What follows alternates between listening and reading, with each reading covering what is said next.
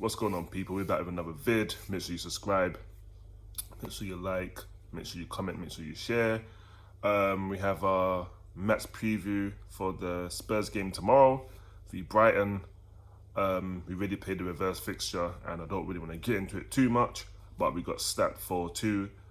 We were poor in the first half, poor for the most part of the second half. We only turned up for the last 15-20 minutes of the second half, and we got 2 goals, but it was too late. The game was already over.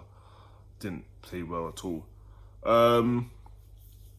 We're at home this time, so I'm expecting a better performance, and definitely a better performance than we did against Everton. Wasn't a great performance there also. If we played a better team, we would have lost that game. We started off well, then faded, got a goal, kind of faded, got another goal after they got an equaliser, and second half came and never looked like really doing anything again. Didn't look like it was going to be any goals from us, so they're going to be from them. We have to work on our set pieces, because I'm sure Brighton's doing their research and seen if you just smother Vicario on set pieces, he's not coming to collect, and if he does come to collect, he's not strong enough to fully come in and boss and manage that box and command the respect. He's just gonna flap like he's a fucking flappy bird, like he's a chicken. He's gonna flap at it, and they're just gonna saute him, and that's it. And that's been our downfall. That's why we can't see out games, because we can't defend. Before, we couldn't play football, we just knew how to defend. Now we play football, but now we can't defend. This is typical Tottenham, innit? Brighton are and have been decent over the years since Graham Potter's there, and now they've got the Zerbi. They're pretty much about the same. You just never know what you're gonna get with Brighton. Either you're gonna score a lot of goals or concede a lot of goals. That's what Brighton do. Like, they lost to Luton the week before, then they go on to beat Crystal Palace 4-1. So you just never know what you're gonna get with Brighton. But what you can guarantee is that you're gonna know you're in a game.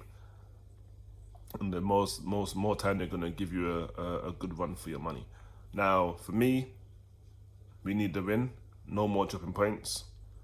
Only a win will do. Really, we should have beat Everton.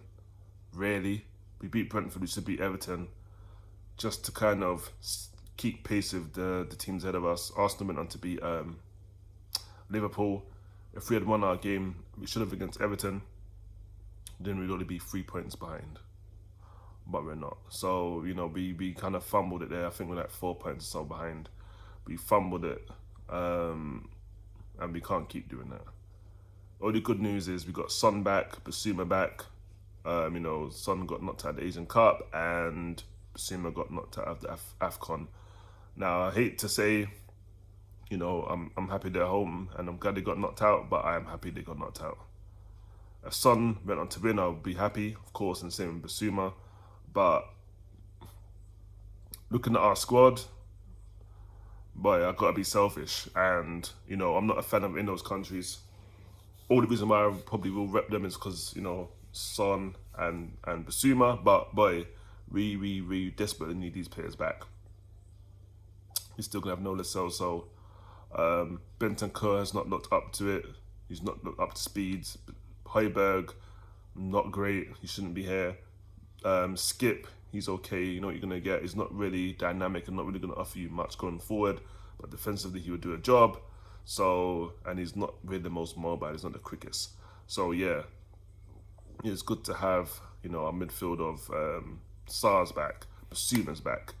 As long as Basuma can control his discipline and not get his ass sent off, then I think we'll be fine. I will do the starting 11, but I think for us, like, there's no more excuses. Like, we can't sometimes play ball and then other times we don't play ball, because Brighton's not going to allow us to just sit back and not play ball. They're going to take the ball, hit us in the break, and they're going to move the ball quickly. So we can't be doing what we used to do, just pissing about, giving the ball away, because Brighton will punish us for doing that. Now, Brighton's got a few injuries, but I think Matoma might be back. I think Milner's out for them. So they've got a few players that gave us problems last game out. I think Solly March and a few other players are out. So, but they have the Pedro, he's in there, Pedro, and they got Gilmore. They've got a few players in there that's still going to give us some problems. So we definitely need to be on job. I do think we can get it done. It just depends what Tottenham turn up on the day. If the right Tottenham turn up with the right attitude, the right mentality, we'll win. If we turn up with that bullshit attitude we had against Everton at Goodison Park, then yeah, we're not going to win. I don't care who you put in there. I don't care if Son's in there. If the attitude is not right, we're not winning that game. And I'm being honest. This is why my channel is called An Unbiased Fan. I can be real. I'm not just going to be on here and just blowing smoke up your ass and saying, yeah, Tottenham's this, Tottenham. No. Tottenham can win, but they have to have the mentality and they have to come out with the right frame of mind. If they don't, and in that first 10 minutes, that's going to set the tone. We're at home. So that first 10, 15 minutes, if you don't see a performance from these guys, then it's going to be a long day. It might be a closer game than it probably should be.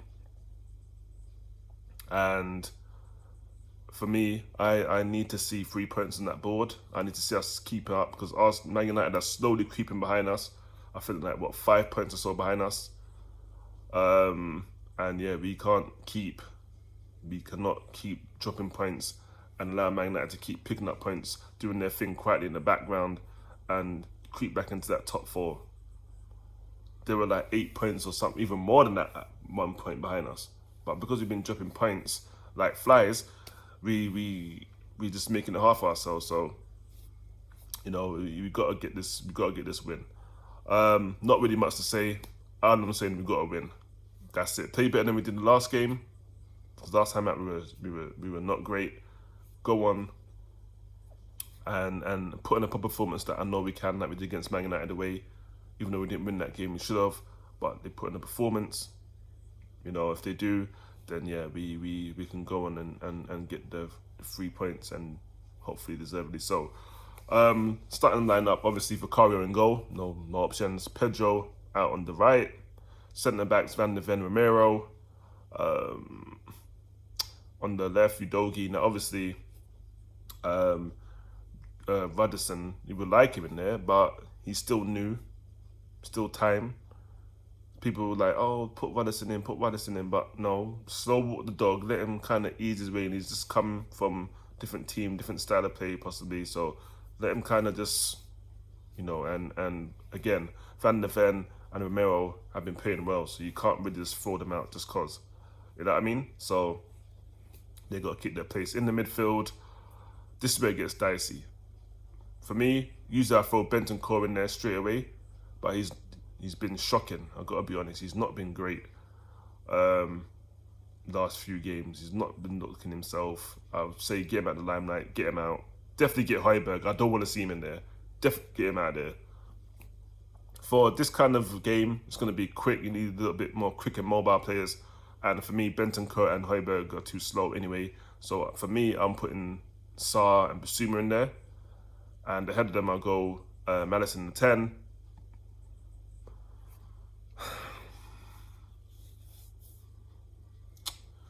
And to be fair, Kulusevski's been crap. But Brennan Johnson's not been great either. I think if we're going over the course of the season, not just the last couple of games, and I think, because the last couple of games, I think Johnson's wasn't that great in the Everton game. He was a little bit just on the periphery. But if I'm going over the season overall, Kulu's probably just been better than Johnson. And we know last time in this game, Kulu gave away a stupid penalty. Cannot do that this time around. It's not necessary.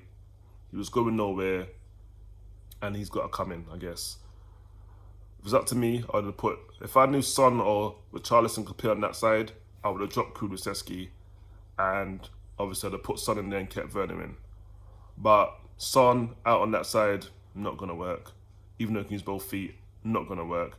And Richarlison out on that side, not going to work. It's right if you're interchanging, but to start the game there, no, probably not ideal. And I don't think Werner could play on that right-hand side either. He's probably going to be better on the left-hand side. So I guess Kudo has to come in and stink it out, probably. We'll see. Obviously, Richarlison up top. He's, 9 goals in 8. He's got to come in. And Son's the captain, so he has to come in. And he offers more than Werner. Werner might be one of those players that you probably get more out of him come off the bench. Maybe like a impact player, like a Solskjaer and those men that come off the bench and have an impact player like that from the bench. I don't think they're made to start. And it's not a violation, not a disrespectful thing. It's just some players just kind of play better once the game's gone on and there's tired legs. They can come in and kind of kick on. So I think that's what it's gonna happen with Werner. He didn't really cover himself in glory. He got like a couple of assists or so, but he didn't really come in and say, look, I'm here to get a starting 11 place and, boom. Let me get Richarlison out of here. Let me do this, let me do that. He hasn't done that. He's not really grabbed it by the scruff of the neck. So the captain's back, Son's back. He offers a lot more. So yeah, you have to go to the bench, my guy. If you had a good couple of little spells, little flashes here and there, but not enough. Final product not good enough. So yeah, Son comes back in for me. And that's the team. I'm going again. Vicario, just quickly go through it. Vicario in goal. Pedro Porro on the right. Centre backs Van der Ven and Romero. Udogie out there on the left. In the midfield, I'm gonna go Basuma and Sarr. We need that energy in there. And